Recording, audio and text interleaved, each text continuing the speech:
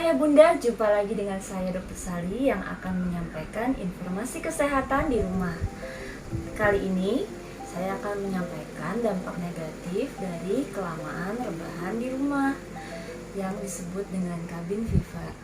Apa sih cabin fever itu? Cabin fever itu adalah suatu ketidaknyamanan. Kan fever itu kan demam ya. Nah, tapi ternyata cabin fever ini suatu ketidaknyamanan yang berdampak pada emosional seseorang yang disebabkan karena terlalu lama berada di dalam rumah. Nah, cabin fever ini tidak bisa digolongkan dalam diagnosis kejiwaan atau gangguan jiwa, namun ternyata bisa menurunkan produktivitas dan kesehatan ayah bunda di rumah yang karena terlalu lama berada di rumah dan kurang bersosialisasi dengan dunia luar. Nah, apa aja sih gejala cabin fever ini yang bisa kita bilang kalau ini sangat bisa mempengaruhi produktivitas kita? Yang terutama gejala dari cabin fever ini adalah tidak stabilnya emosi kita. Jadi bisa jadi kita bisa jadi cepat marah, kemudian kehilangan nafsu makan, atau bahkan justru meningkat nafsu makan yang menyebabkan berat badan kita semakin bertambah, atau bisa juga berat badan kita berkurang. Kemudian tidak ada motivasi, jadi karena terlalu lama di rumah kita jadi demotivasi untuk melanjutkan kehidupan kita sehari-hari. Nah, yang bahaya adalah stres, karena cabin fever ini bisa menyebabkan stres, dan stres ini juga merupakan sumber penyakit seperti darah tinggi atau hipertensi. Kemudian stres bisa menyebabkan imunitas kita berkurang.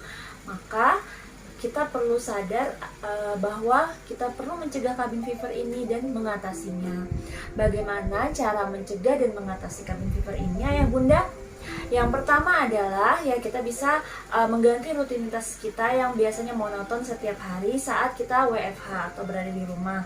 Bisa kita ganti dengan melakukan hobi kita seperti bercocok tanam, atau kita bisa berjemur dan keluar di teras rumah untuk menghirup udara segar.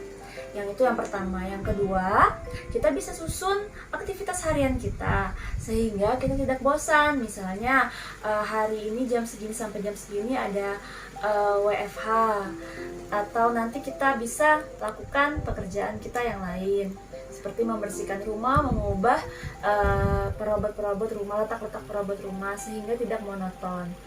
Dan yang ketiga, kita tetap menjaga kesehatan kita dengan berolahraga dan makan makanan yang bergizi, ayah bunda.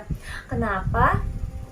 Karena jika kita tidak pernah berolahraga dan kita hanya di rumah saja, maka itu akan menyebabkan tadi yang stres yang membuat kita jadi semakin menurun produktivitasnya.